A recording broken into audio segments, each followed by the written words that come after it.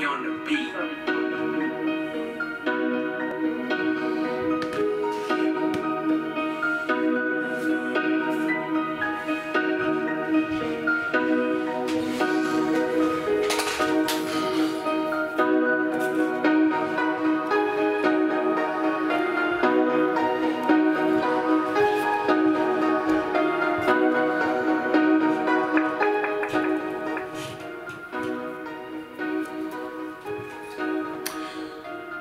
Is the painting for the video, or is the video for the painting? That should be a non-question. But I do want to feel engaged, interested I suppose I mean, by every element of a composition in time. And the painting and the video are both elements of a composition in time. That feeling of engagement is tough when we're talking about a daily activity. Thus, the benefit of having a format, by which I mean a set of givens within which engaging, interesting variety takes place.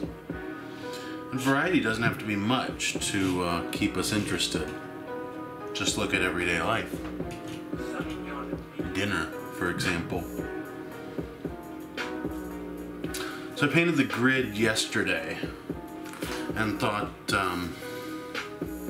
maybe I'd use a found grid today. I'm an artist in search of a format, attention, trying to will into existence a ground atop the one that's already here. Which reminds me of Agnes Martin, who would sit in her studio in the desert Southwest, awaiting inspiration in what she described in the form of what she described as postage stamp sized mental images, all of which happen to be variations on a square grid.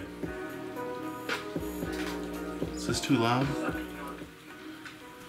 Elaine Scarry wrote that flowers are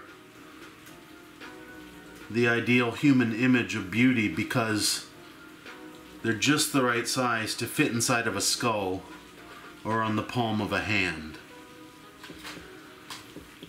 Now, I'm preparing for this exhibition that will open this Saturday.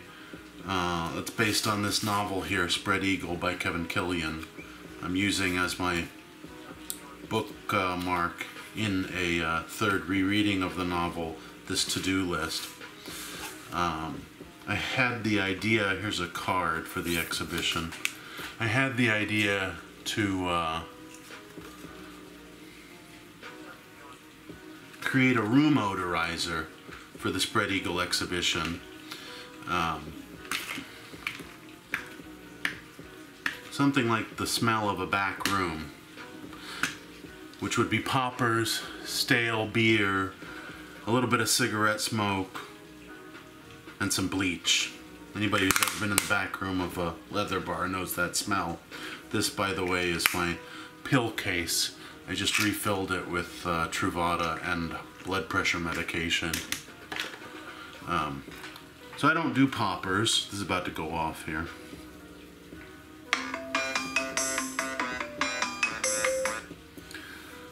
But I happened to have lunch with a friend who I know loves them, and he said, apropos of heart problems, that he was having some issues